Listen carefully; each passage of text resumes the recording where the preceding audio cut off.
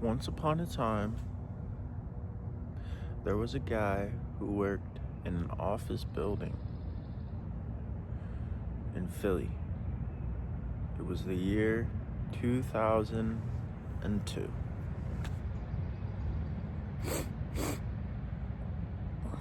He loved to sit at his desk and dream of things bigger than him.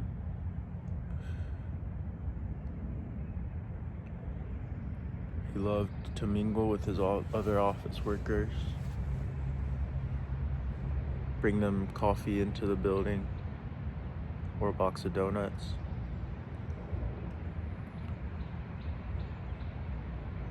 He loved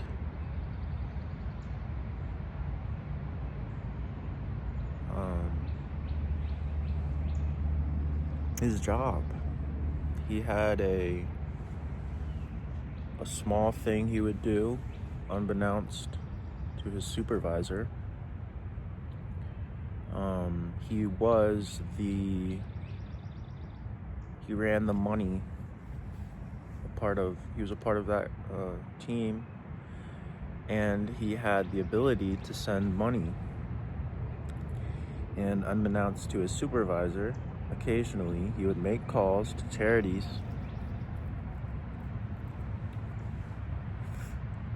and he'd say, "Hey, how's about $5,000? And they'd say, "What?" And he'd say, "Yeah, I just see it that you're doing good." Sometimes it wasn't even a charity. Sometimes it was just a little old lady. The nature of his job was they'd get calls from little old ladies trying to, I don't know, whatever. And sometimes he would call up a little old lady. He'd say, "Hello, ma'am. How's about 5,000 extra dollars?" And they'd go, "Oh!" And he loved that. It was his little secret. Company money. But other than that, things were pretty menial, pretty basic. His corporate office. He woke up in the mornings. He put on a nice shirt each day, nice little tie, grabbed his briefcase.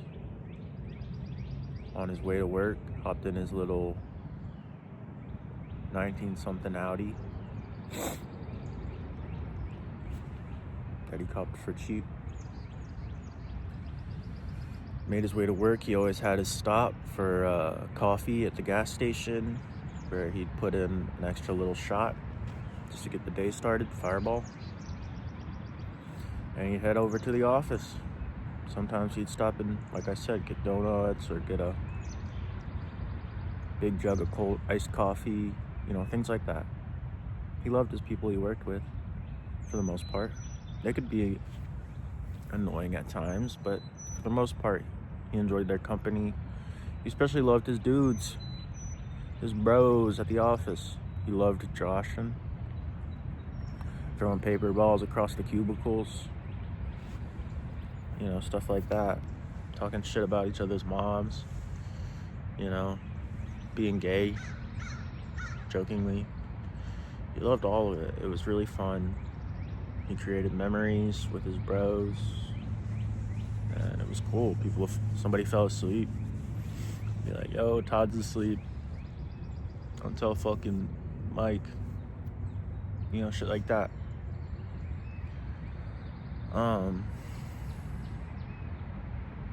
But there was something about this guy that nobody else in the office knew. Mind you, it was 2002, iPods and shit. This guy had a MySpace account,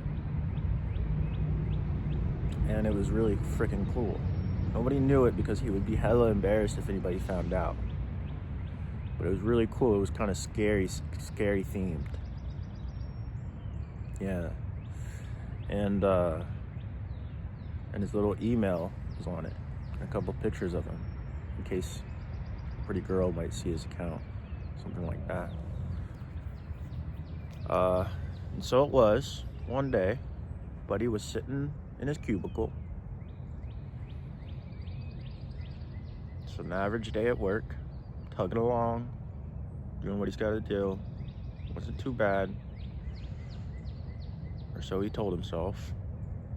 Just tugging along. Come on, come on, come on, come on. And that's when he got a little email notification. Unknown recipient.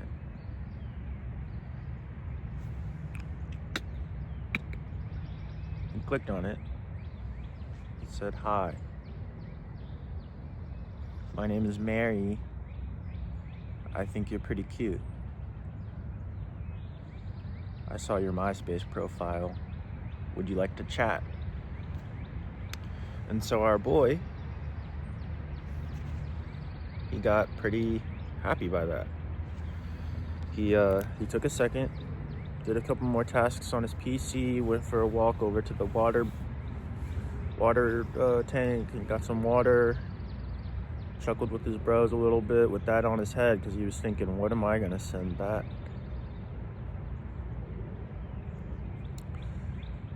And as it were, he went back to his cubicle, he sat down and he texted back. And she had linked her profile and he had went and took a look and she was indeed very cute. And so he sat back at his cubicle and he decided to say, "Hi, I think you're cute too.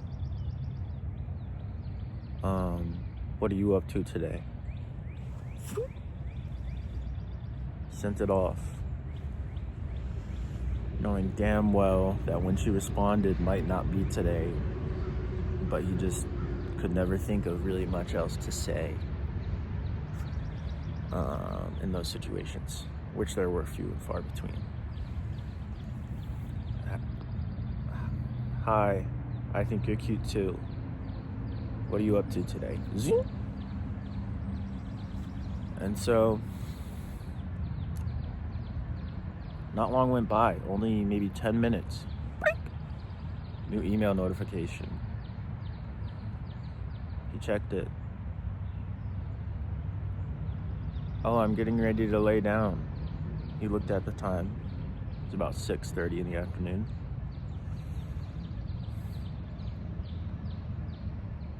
"I'm getting ready to lay down. I've had a long day. How about you?" Smiley face. Colon, parenthesis, smiley face. Okay, we didn't have emojis. He texted back, "Oh cool, still in the office, blah," lots of H's. Colon, negative parentheses, like a sad face. She typed back almost immediately, "Oh, that sounds like the worst. Do you enjoy being there?" He got it back. He read those. He typed back, "Well, not entirely. Honestly, sometimes I feel..." He stopped for a second.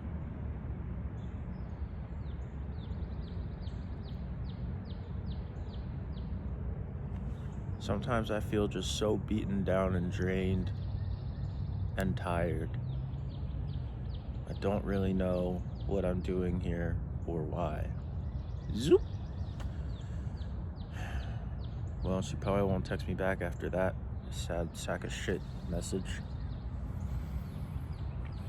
He got up, walked over to his buddy's desk. She was on his mind, obviously, but he's just joshing with his buddy. They only got like half an hour left in the office.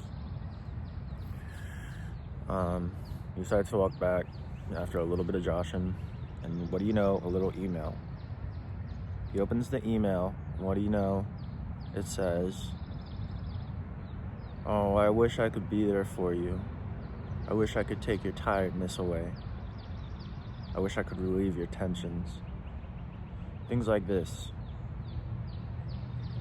Things that he hadn't heard from a woman. Things that he needed to hear, you know.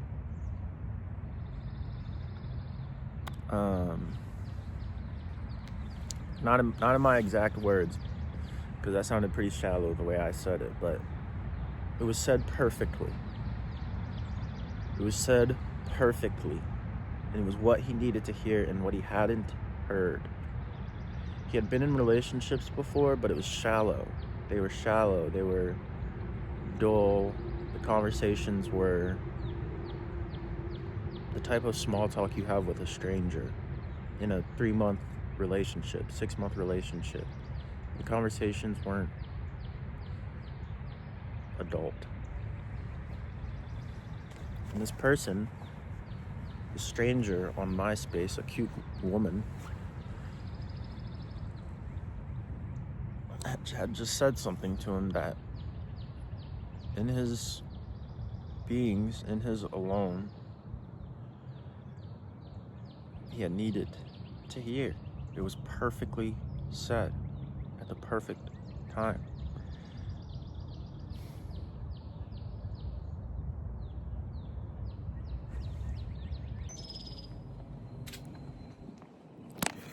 And so, as it were,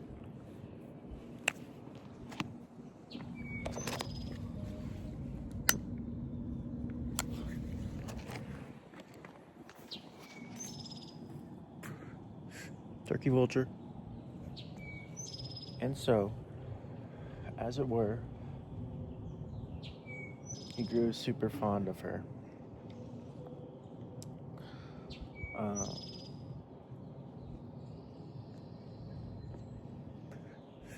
One night, he sent her a voice message in the form of a story. He made it, freestyled it, came up with a little story, little tale, and sent it over to her. And just like how she always did, she responded so perfectly. She said everything so perfectly. What stuck out the most was she loved his voice. She adored his voice. She said that his voice was so nice and soothing and cute. She said she listened to it as she fell asleep. And up until that point, the guy, had kind of hated his voice. He felt like it was kind of pathetic, kind of bitchy.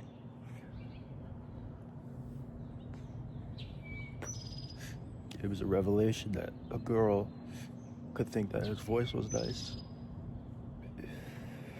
Not just that, but for her to say she fell asleep to it, I mean, that was just something else. And during that period of time, there was lots of things she said.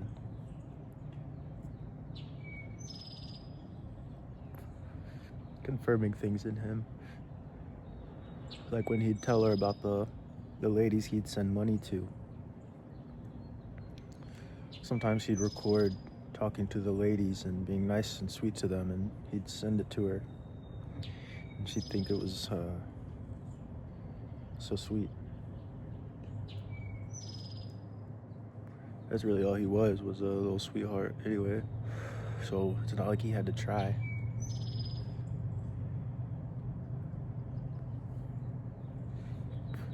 And she confirmed it perfectly every time. Oh, you're so sweet. Blah, blah, blah, blah. You know.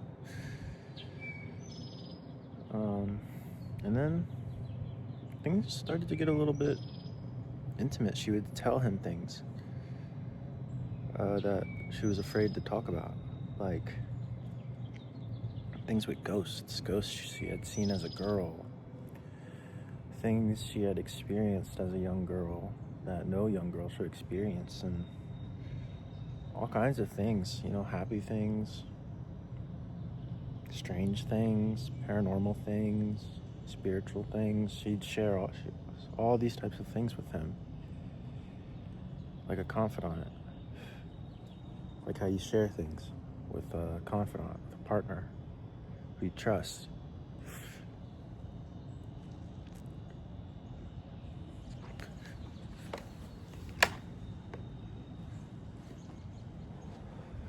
And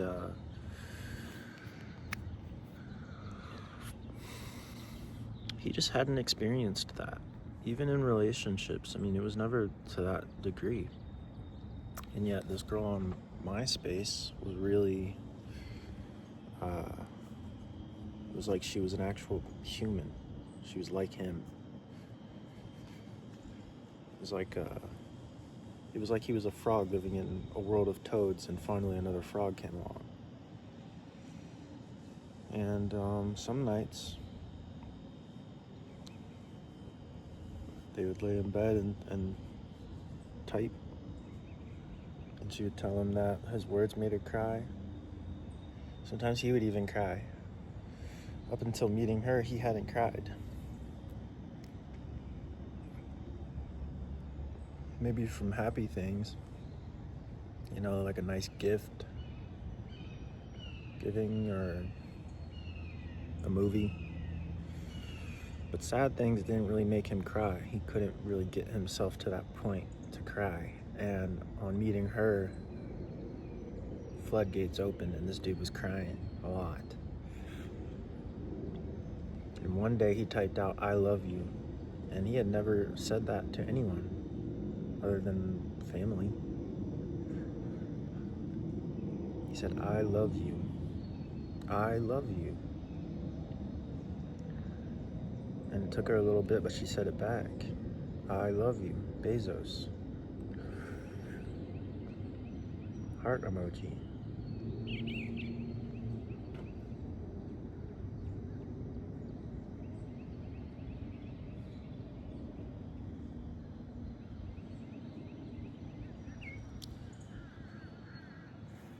He just never gotten to that point with anybody, let alone a stranger online.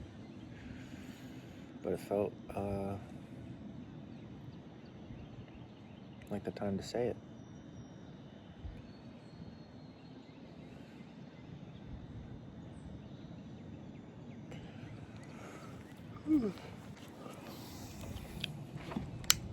Oh, damn.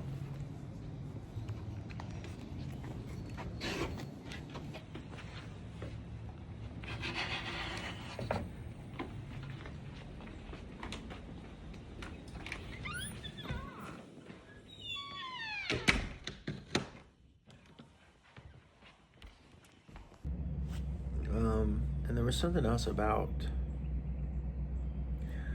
the things that she would tell him about herself.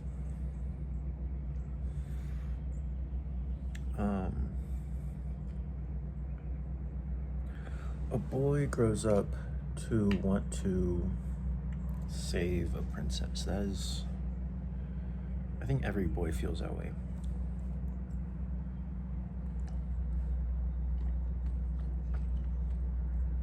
You want to save the princess, the damsel.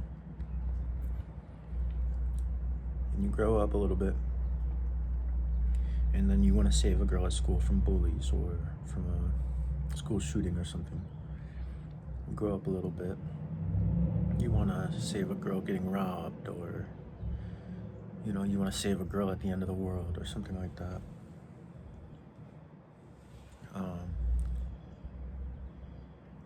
For me, a big one was reading Anne Frank in middle school. I wanted to sneak in through the window and take her away. It's just boy stuff.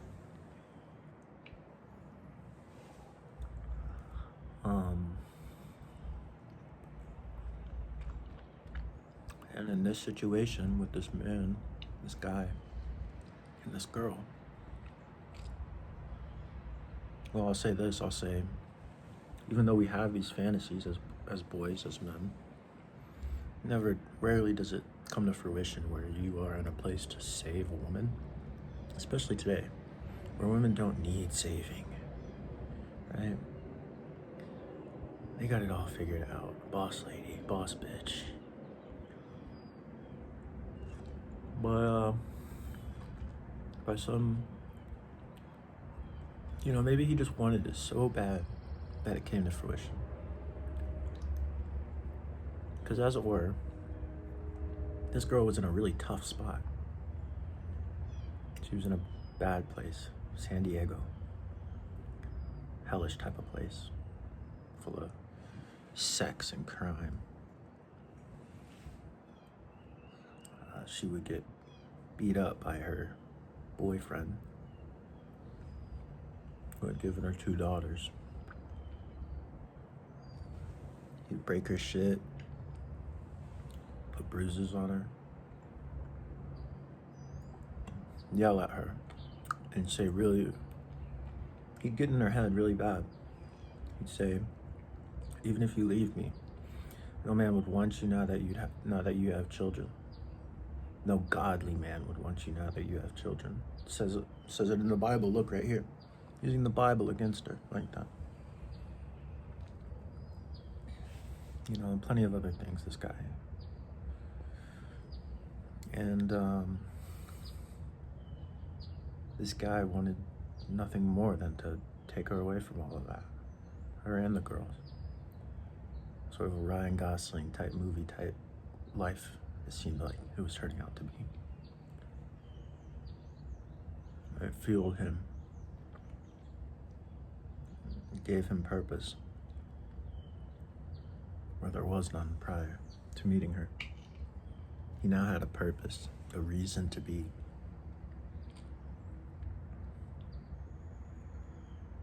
To save a damsel in distress.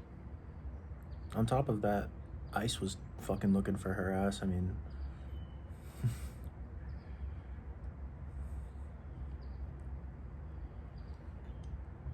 held up in an attic in her parents' house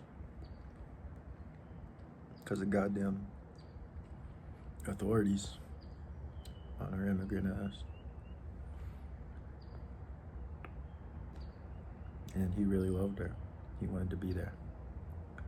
He wanted to take her away, give her a life worth living, show her what's really out there, how beautiful this world is. She hadn't ever left San Diego. She hadn't seen nothing. She didn't know of nothing. Prior to talking to this guy, she had been with the boyfriend for about 10 years. And prior to him, no one. So she had never had a romantic relationship, only dreamed of it. And she had decided she wouldn't get with anybody else. She had 2 daughters to look after. And her whole outlook on relationships was only this fucking asshole. So, but she really liked the office worker.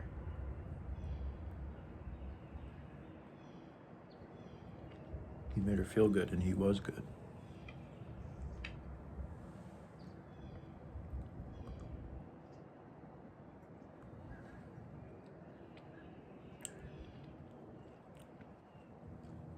But I think she started to feel a dreadful amount of low self-esteem. She would say things like, "You're meant to be with someone better than me." And he would say, "No, I really like you. There's nothing you could say or do that would make me dislike you. There's nothing. I want to be there for you. I am here for you. I plan on being there for you." He'd come up with plans to make the trip out to San Diego to see her. On the first time, it would be a visit. On the second time, he might be able to get a contract and work out there. Stay out there for a few months. Spend time with her.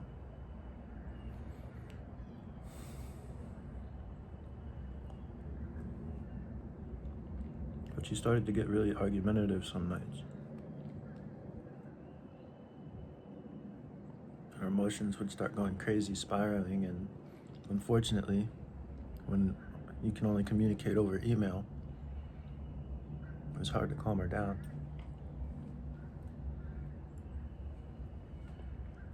He tried his hardest never to say anything back, emotionally frustrated.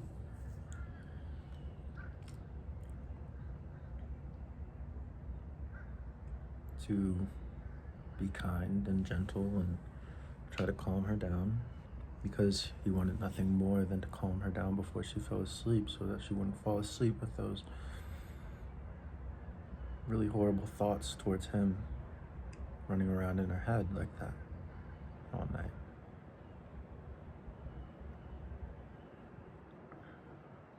But sometimes he just couldn't. Sometimes she would just blow up, and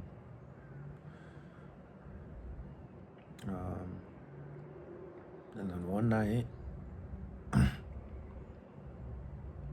she had taken time. She had started to take time away from speaking to him. You know, sometimes it would be a week that she just wouldn't contact him, and he was destroyed one night. His buddy was over. He was lying in bed, broken, sitting on the edge of his bed, weeping for his buddy to hear. It was just too much one night. And she texted him and said something like, you know, I like you, but I feel like I'm not worthy to be with you. Maybe one day we'll talk again or something. And he couldn't even read it. It was like, you don't see me here trying. I tell you, I want you. You don't need to be. I tell you, you don't need to be anybody. There's nothing you need to be. You're fine how you are, and it was like, it was just too much. He said, all right, well, just don't come back this time. And she didn't. There was never a text. It was like, okay, bye. And that was the end of it.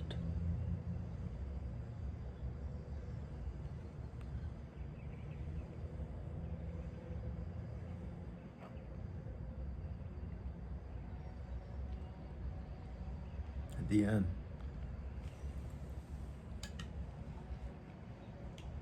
And so in a lot of videos, I'll make jokes at, oh, I'll never talk to a Mexican bitch, or you know, stuff like that. But I mean, I really liked this girl, and at the end, it's like she just disappeared. And it's like it never happened for her. Like, it just, she's fine with, you know. Here I am half a year later, getting pulled right back into it like the fucking tides.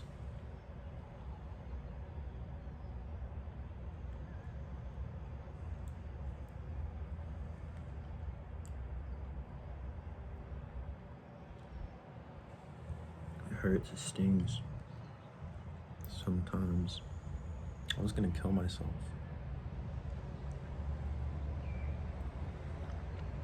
I spiraled bad. I ended up alone in my car, sleeping in it. No blanket, nigga. No blanket when you living in the car, alone. No one to text. I fucked all that up. I had fucked all of that up. No friends, no family to go stay with.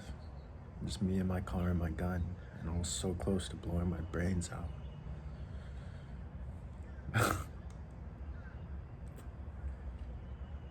That really hurt. That really hurt so bad. I can't even think about it. I mean, I would weep. I would weep and weep. I couldn't move. I couldn't do anything. I'd just weep. So many tissues in my car from crying. So bad. And then I tried to get a job. I went out on another contract to Kansas. Tried to make that work, and it just fell through. And I was out. Now I was alone with no blanket and no car. So that was sleeping on parking lots, fucking behind buildings, alone. No friends on the phone. No May. That was painful. That hurt so bad. I don't even think about it. But I made it back. I mean, I'm okay now. For the most part, I'm kind of in sort of a limbo. I'm not really doing much right now.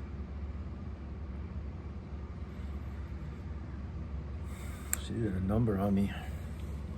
But, as they say, all of that suffering strengthens that sword, sharpens it. And when you recognize that that sword is Christ, is righteousness, you know, it's a heavy sword. You know, only the strongest can carry that. Somebody who's suffered a little bit. It's a righteous sword.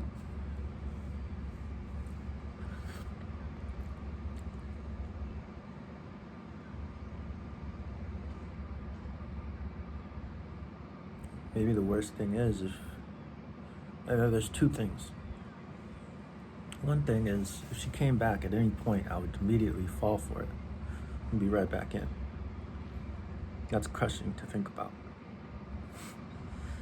The other thing is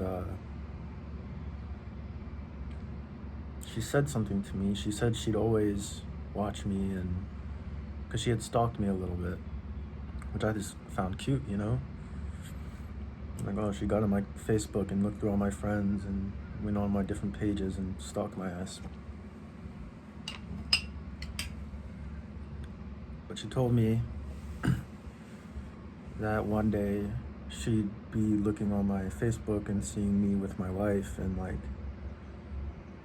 I guess because I hate those types of people, and so then imagining that eventually I might turn into that, like have a wife, like a normal ass wife with the sunset on the beach Facebook profile picture, and May scrolls and sees it, this woman who I desired so powerfully to be with, so strongly to be with, scrolls and sees it. Me and my wife, totally normal, the opposite of what I believe in. Well, now that's in my head, because things become spiders. I don't think you should ever talk to someone that way and not mean it. And when you do, it's like you get in their head and you lay eggs.